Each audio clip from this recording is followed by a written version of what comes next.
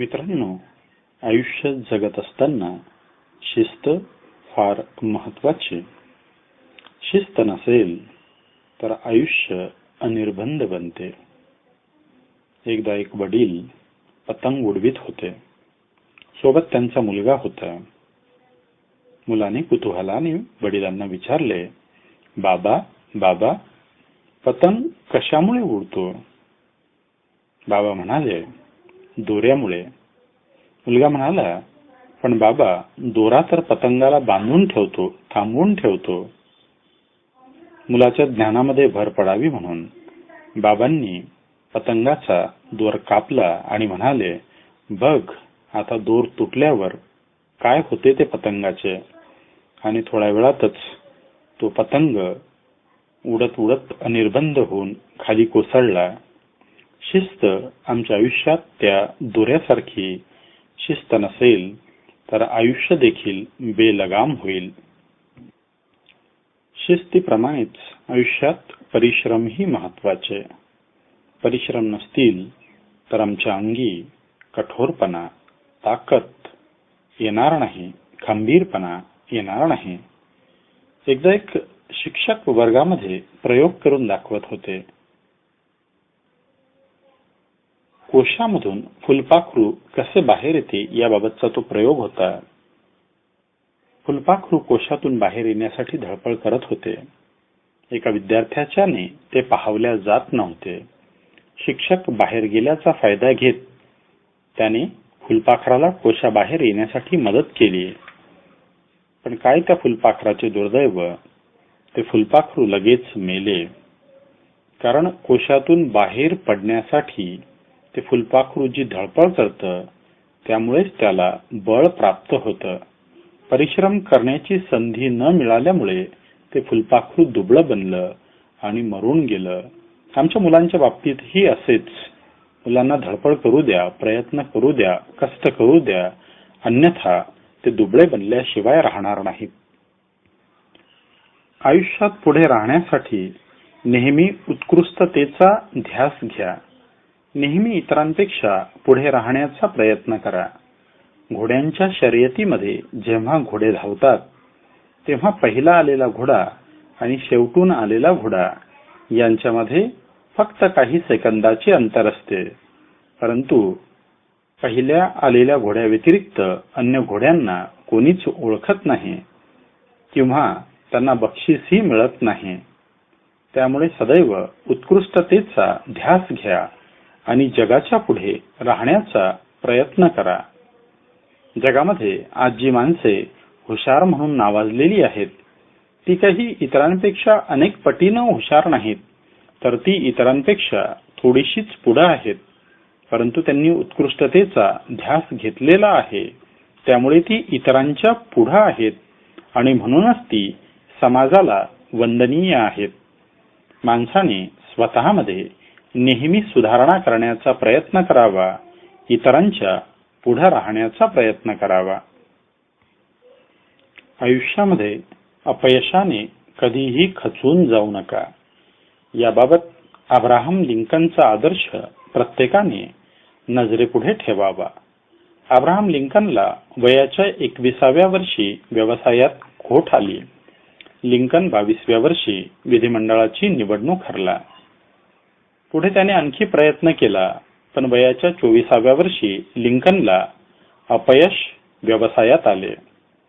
26व्या वर्षीच लिंकनला पत्नीच्या मृत्यूचे दुःख पचवावे लागले. वयाच्या 34व्या वर्षी लिंकन विधिमंडळाची निवडणूक हरला. 45व्या वर्षी सिनेटच्या निवडणुकीत लिंकन पराभूत झाला. 47व्या वर्षी उपराष्ट्राध्यक्ष होण्याच्या प्रयत्नातही लिंकन अपयशी झाला. 49व्या वर्षी आणखी एकदा लिंकन सिनेटवर निवडून येण्यात अपयशी झाला. पण काय आश्चर्य, प्रयत्नामध्ये सातत्य ठेवल्यामुळे आणि पराभवामध्ये रमून न राहिल्यामुळे वयाच्या 52व्या वर्षी लिंकन अमेरिकेच्या राष्ट्राध्यक्षपदी निवडून आला. लिंकनने जर प्रयत्न करायचे सोडून दिले असते तर, लिंकनने जर आपली धडपड थांबवली असती तर. त्यामुळे मित्रहो, कधीही आपली धडपड थांबवू नका, प्रयत्न करत राहा. यश तुम्हाला निश्चितच माळा घातल्याशिवाय राहणार नाही. कर्नल सँडर्सची प्रसिद्ध पाककृती म्हणजे KFC अर्थात केंटुकी फ्राईड चिकन. परंतु केंटुकी फ्राईड चिकन बाजारात आणत असताना कर्नल सँडर्सला खूप कष्ट सोसावे लागले. कित्येकदा अपयश पचवावे लागले. वयाच्या 65व्या वर्षी त्याच्याजवळ $100 बेकार भत्त्याचा चेक आणि एक जुनी पुराणी मोटारगाडी एवढंच होतं. पण आपण काहीतरी केलं पाहिजे अशी तीव्र जाणीव मात्र त्याच्या ठायी होती. त्याच्या आईने शिकवलेली पाककृती त्याला आठवत होती आणि मग ती पाककृती बनवून लोकांची ऑर्डर मिळवण्याचा तो प्रयत्न करू लागला. शेकडो नव्हे हजारो दरवाजे त्याने ठोठावले, परंतु त्याला यश आले नाही. शेवटी एकदाचे यश आले. त्याची पाककृती खपू लागली. कर्नल सँडर्सने पहिल्या 5-10 नकारानंतर प्रयत्न सोडला असता तर आज आपण KFC ब्रँडचे नाव इतक्या आदराने घेतले नसते. हवेपेक्षा जड असणारे विमान हवेमध्ये उडवण्याचा चंग राईट बंधूंनी बांधला होता. हवेपेक्षा जड असणारी वस्तू हवेमध्ये उडू शकत नाही असे सर्वांचे म्हणणे होते. जगाने राईट बंधूला वेड्यातच काढले होते. पण राईट बंधूंनी जिद्द, चिकाटी आणि प्रयत्न सोडले नाही. जग काय म्हणते याकडे लक्ष दिले नाही आणि म्हणूनच विमानाचा शोध लागू शकला. राईट बंधूंनी जगाच्या म्हणण्याकडे लक्ष दिले असते तर आज विमान प्रवास हे केवळ एक स्वप्नच राहिले असते. मोठी मोठी माणसे देखील मोठे काम करत असताना छोट्या छोट्या चुका करून जातात. पण त्यांचा महत्वाचा गुण म्हणजे ते आपल्या चुकातून शिकतात आणि त्या चुका दुरुस्त करण्याचा प्रयत्न करतात. मोटारीचा शोध कोणी लावला तर हेनरी फोर्डने. हेनरी फोर्डने पहिली मोटार गाडी जेव्हा तयार केली तेव्हा तिच्यामध्ये रिव्हर्स गिअर लावायला तो विसरला होता. पण पुढील काळामध्ये याच हेनरी फोर्डने मोटार व्यवसायामध्ये क्रांती घडवून आणली. मांजरीसाठी आणि तिच्या पिल्लासाठी 2 वेगवेगळे छिद्र करणारा न्यूटन तसा वेंधळाच म्हटला पाहिजे. पण याच न्यूटनने गुरुत्वाकर्षणाच्या सिद्धांताच्या क्षेत्रात फार मोठी क्रांती घडवून आणली. स्वतःच्या घराचा पत्ता विसरणारा अल्बर्ट आइन्स्टाईन याने सापेक्षतावाद मांडून जगामध्ये क्रांती घडवून आणली. ही माणसे म्हणायला तशी वेंधळीच होती, परंतु या लोकांनी जिद्द, चिकाटी, सातत्य आणि प्रयत्नावरचा विश्वास या गोष्टींच्या बळावर जगामध्ये आपले नाव कमावले. मोठी माणसे संकटाला घाबरत नसतात. संकटावर मात करण्याचे अतोनात धैर्य त्यांच्याकडे असते. 1914 साली थॉमस एडिसनचे वय 67 वर्षाचे होते. म्हणजे म्हणायला थॉमस एडिसन म्हातारा झाला होता आणि अचानक त्याच्या कारखान्याला आग लागली. एडिसनने त्याच्या कारखान्याचा विमाही उतरवला नव्हता. एडिसनच्या दृष्टीदेखत एक एक मौल्यवान वस्तू आगीच्या भक्षस्थानी पळत होती. परंतु एडिसन खचला नाही, रडला नाही, कपाळाला हात मारून खाली बसला नाही. एडिसन म्हणाला, विनाशही किती सृजनशील असतो, मौल्यवान असतो. विनाशामध्ये आपल्या सर्व चुका जळून जातात. चला, मी आता नव्याने सुरुवात करेल. आणि मित्रहो, आपल्याला ऐकून आश्चर्य वाटेल, याच थॉमस एडिसनने या घटनेपासून 3 आठवड्याच्या आतच ग्रामोफोनचा शोध लावला. काय म्हणावं या एडिसनला. दुसरा एखादा असता तर कपाळावर हात मारून दुःख मानण्यामध्ये मग्न राहिला असता. पण थॉमस एडिसनने यापैकी काहीही केलं नाही. प्रयत्नावर विश्वास ठेवला आणि थॉमस एडिसनने ग्रामोफोनचा शोध लावला. थॉमस एडिसनने प्रयत्न करण्यामध्ये कधीही हार मानली नाही किंवा अपयशाने तो कधी खचूनही गेला नाही. थॉमस एडिसनने विजेच्या दिव्याचा शोध लावला परंतु विजेचा शोध लावण्यापूर्वी 999 अयशस्वी प्रयोगांना त्याला सामोरं जावं लागलं. दुसरा एखादा असता तर 5-10 प्रयत्नानंतर त्याने नादच सोडून दिला असता.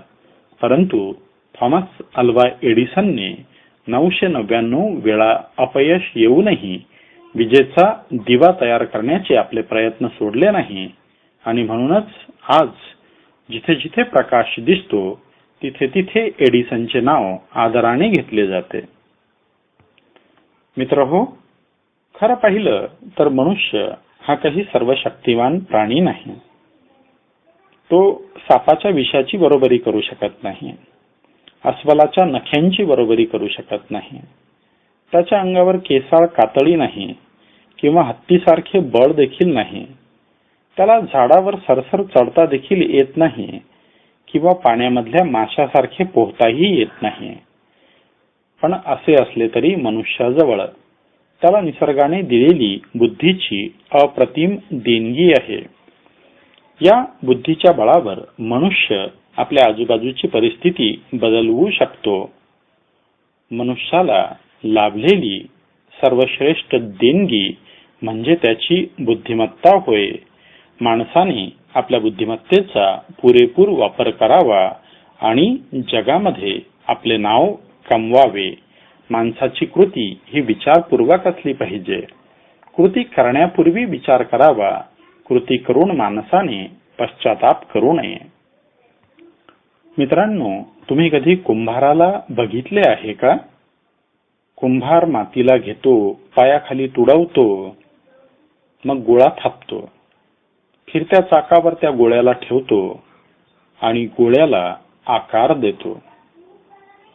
मग त्या तयार झालेले भांडे भट्टीमध्ये टाकतो आणि भट्टीमध्ये टाकून त्या भांड्याला तापवतो. तेव्हा कुठे खणखणीत मातीचे भांडे तयार होते. त्या कुंभाराच्या पायाखाली तुडवल्या जाणारी माती आणि परिस्थितीशी झगडणारी झटणारी माणसे एकच.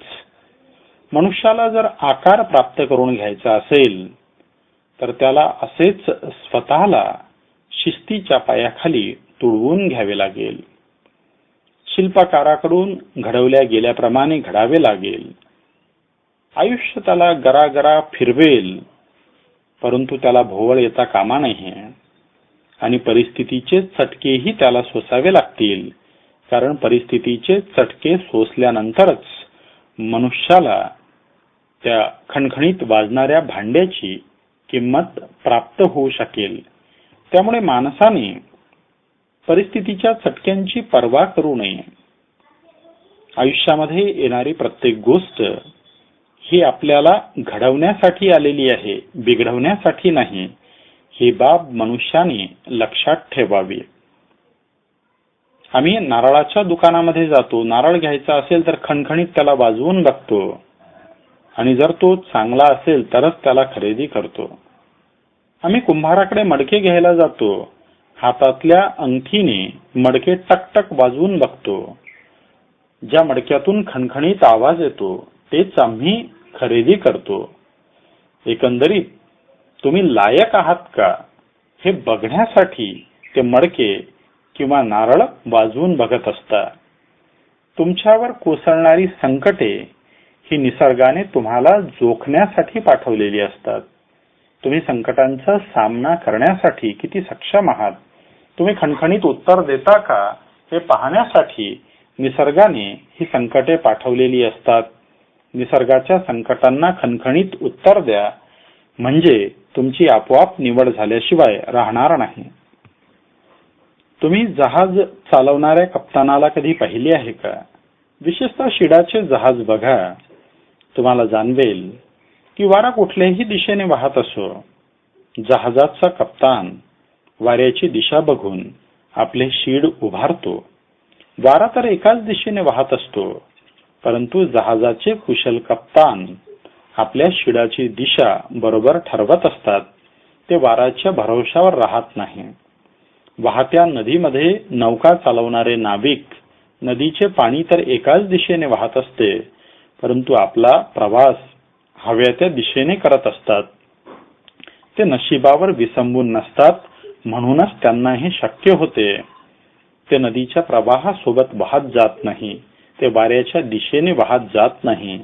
आपल्याला हवी तशी दिशा मिळवतात आणि याकरिता लागतं ते म्हणजे प्रयत्न.